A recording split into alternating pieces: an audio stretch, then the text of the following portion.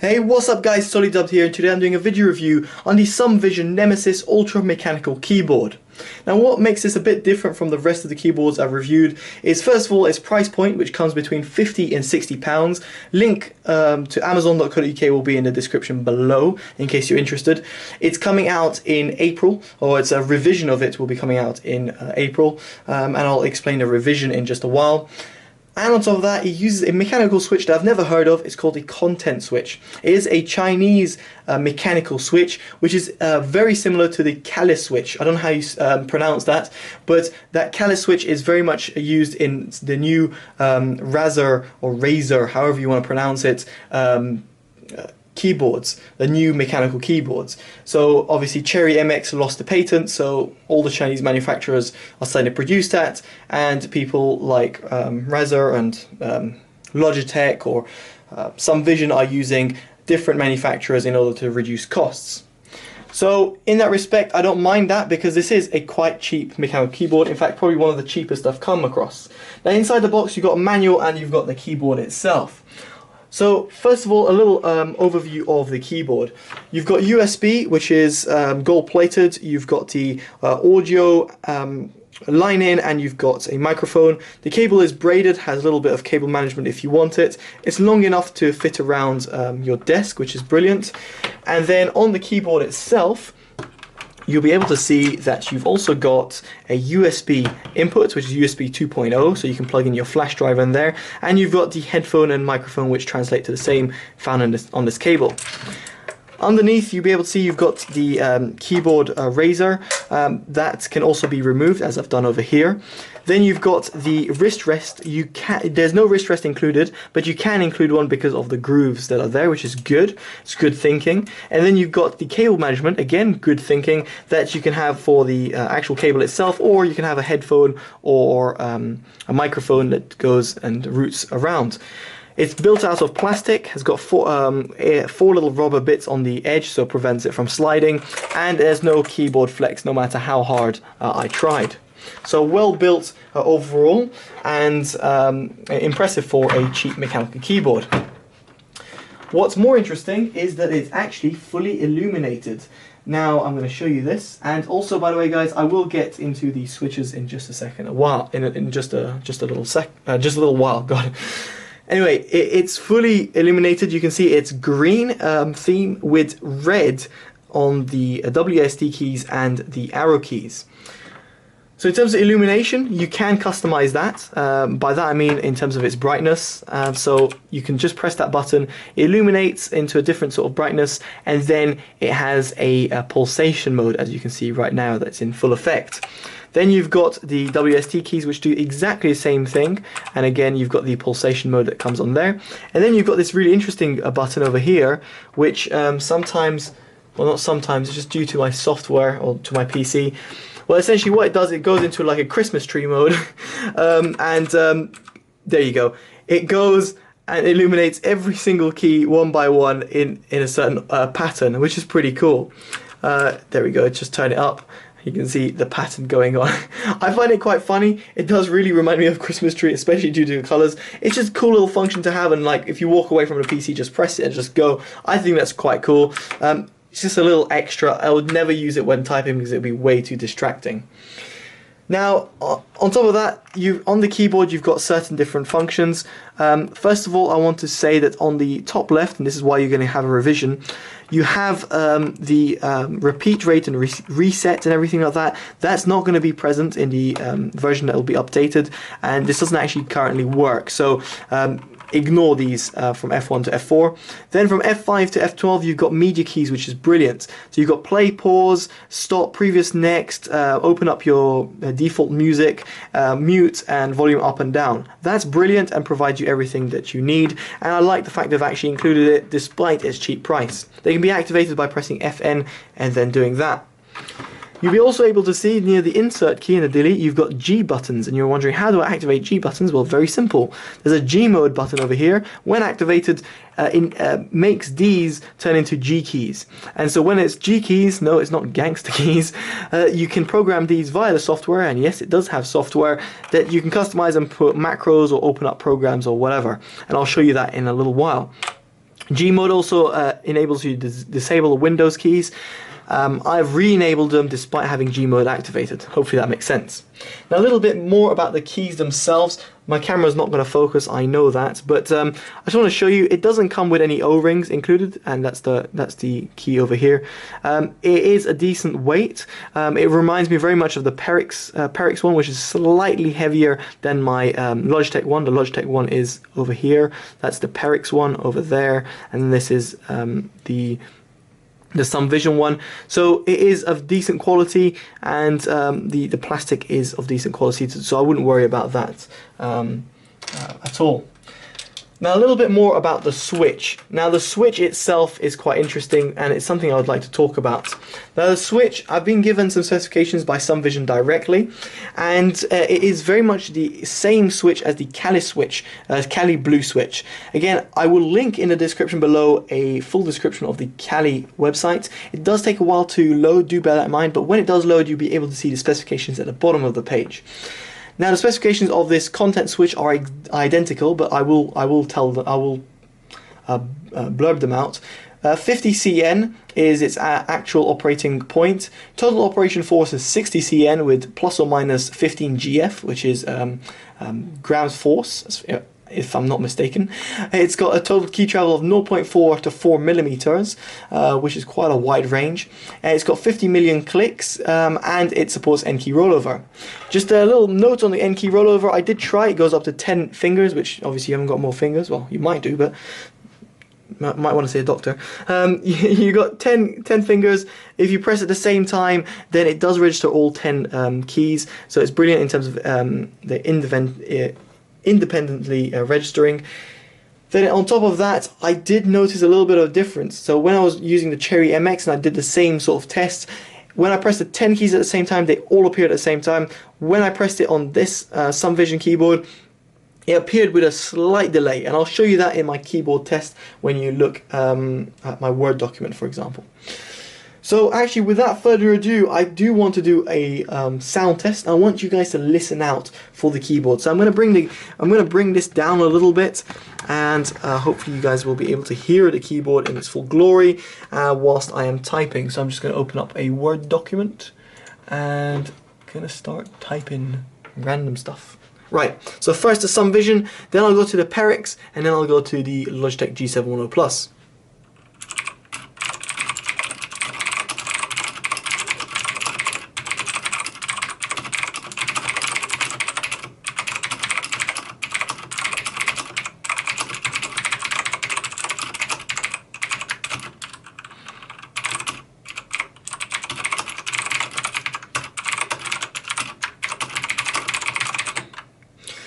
So you're able to hear the switch. Now I'm going to quickly go to the Perix, which is a blue switch, to compare.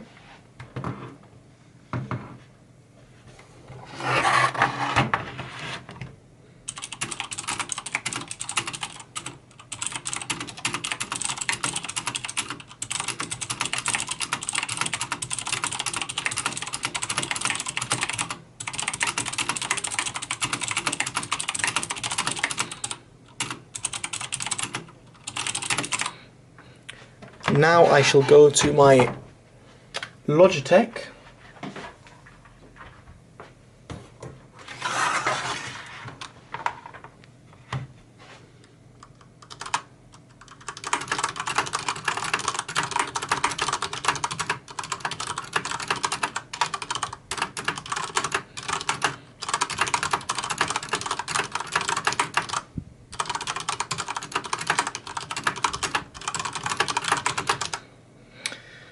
So, the sound differences. So, first of all, I should say that the Perix and the Logitech were using O-rings. I would love to remove all O-rings, but you don't realize removing all the O-rings from the keys can be a strenuous task, let me tell you that. But in terms of the sound comparison, all I can say is that this switch is very, very identical to the Perix. So the Perix, obviously using blue switches, do sound very much identical to this Sumvision. Now, you might be thinking, okay, well, if there's no sort of sound differences, what about the actual feel of it? Now the feel is very much different to me, and this is where Cherry MX kind of shine. The Cherry MX switch, how to describe it? It feels nice when you type on. It feels something that you're, it's solid sort of construction. It's really hard to explain, but it just feels right. It just feels that you're typing on a well-built switch. When I was typing on the content switch, I felt something was quite wrong. No matter however I changed the keycaps or however differently I typed, it just felt a little bit different, and it did feel honestly a little bit cheaper. As weird as that sounds, it did feel that. Despite my Logitech being 100 and something pounds, the Perix being very close, 70 pounds, and this is around 55 pounds, I'm not even thinking about the price of it, I'm just literally thinking of the feel of it. The feel is different, and it's not something I personally like myself. I do a lot of typing, and I just don't feel that this felt right. It's almost like the bouncing of the switch feels a little bit odd, and you know, the sound is something else. I mean, that's personal preference, but it's just the feel of it just felt a little bit different, and this is where I can see, you know, why this is a cheaper switch, or why this is not a Cherry MX switch. So I can understand it due to its price point, but it's not something I would say that, you know, it's extremely cheap. £55, you know, it's only £15 cheaper than the Perix, which is on your left, and that has a MX Blue switch, or my CMXT, which is, you know, a brilliantly built keyboard and has Cherry MX switch as well. So in terms of my overall feeling of the switches themselves, not a big fan. Speaking about the switches, the spacebar and the enter button feel a bit mushy, and that is simply because these buttons don't have any sort of any sort of spring or anything around them, whereas my Logitech and my Logitech does definitely have it. Perix also felt a little bit mushy every now and then, but this one definitely felt it, and that means that when you're typing quite fast, you're gonna feel that sort of mushy feel. It's not gonna be a problem when you're gaming, if you're, you know, WASD and a tap, but if you type a lot, then you're gonna notice that these keys feel bit more solid, and this one feels a bit more mushy. Same goes for this enter key, especially if you want to hit it on the side, it doesn't always register simply because of how it's made. So overall, the switches, in my opinion, just didn't feel right, and I did like the mechanical feel to it, and I know it's a mechanical keyboard, and it's better in that respect than a normal keyboard that you'd find, like a membrane keyboard, but it's got this weird feel to it that I don't know. I guess if you're stepping up from a membrane keyboard, it's going to be a huge step up, but if you're used to a Cherry MX feel, then it might be weird for you and might not be something that you'd really want to go to. This is personal preference, but you know, I've got to say, I've been typing a lot, and I do type every day at least a solid 8 hours on a mechanical keyboard, at least, probably maybe 16, well, not 16 hours, probably maybe about 12 hours. Literally at work, I'm using MX Browns. As soon as I get home, I'm using MX Browns, and literally gaming or typing, because my work involves a lot of typing, either or I am typing all the time, so this does feel different straight on the first touch. The key spacing, I feel, is perfect though. In comparison to my Logitech and even the Perix, the keyboard spacing is just perfect for me, and it just reminds me a bit more of the CMXT. The CMXT is a little bit more extreme, the Coolmaster that is, the XT, feels like it's got wider keys, therefore the spacing is lower. Whereas the G710 Plus and the Perix have got much thinner and slimmer keycaps, and therefore it feels that you're typing on something that's very small. It's just different sort of feeling, but that doesn't go in terms of what I was saying about the Switch. The Switch does feel different. So overall, what do I think of the keyboard? Well, I do like the fact it's got illuminations, I do like the fact that it's a mechanical keyboard, and I do like the fact that it comes at £55.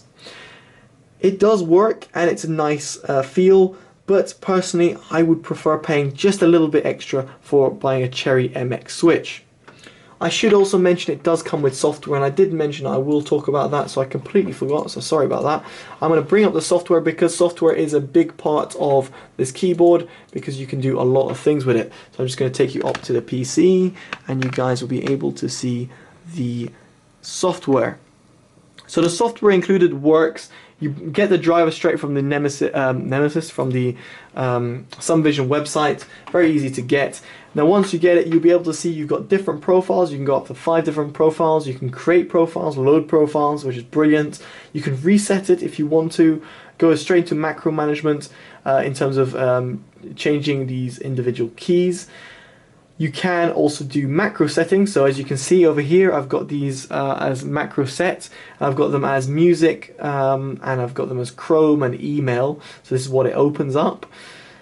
If I want to change it, so I just click on it and you can see default action, close the button so it doesn't work, or go into macro management. And macro management, you can see you can input whatever you want. In this respect, I did Windows key 3, which Windows key 3 means that I open up the music player.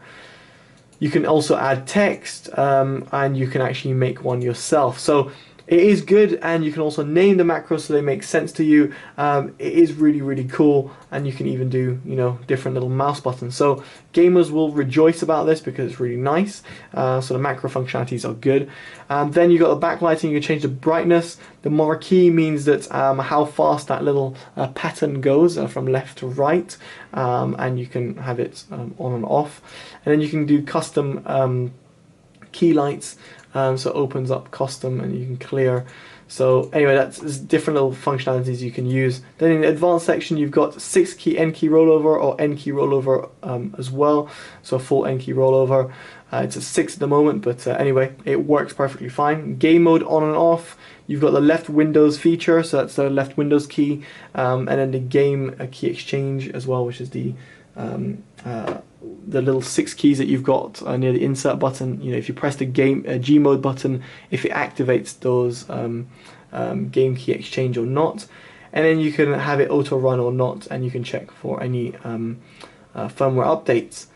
So overall, the software is brilliant. It does exactly what it says on the tin, and it works. So overall, guys, I would say that this keyboard is a nice overall keyboard to have.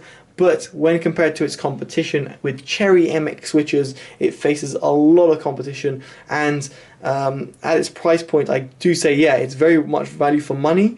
But personally, I would pay an extra £15 and buy a Cherry MX switch. So I've got nothing against Sumvision or the Nemesis keyboard itself. I think it's flawless apart from the actual switches themselves. If it was Cherry MX switches at £55, I'd go out and say, go ahead and buy this right now. What are you doing with your life? But due to its switches, I've got to say it's not biased or not... I'm not trying to say the Cherry MX is better or not. It's just quite literally due to feeling of the keyboard. It does feel like a cheaper switch, and it really is a cheaper switch. Anyway, guys, I've been Totally Dubbed. This video's gone far longer than I wanted to, but if you liked it, make sure you give it a nice thumbs up. Subscribe if you want to see more. Favorite and share if you want to share it with your friends or family. Comment below what you think about the switches, if you own it or not, or what you think of the Callus switches or the Cherry MX switches, and what is your favorite switch? Personally, mine is brown. I prefer the brown switch. I've got a little key tester over here, different switches, and personally I prefer the brown switch. It's just got that sweet spot for gaming / typing. Alright guys, I've been Totally Dubbed. Take care. Bye bye.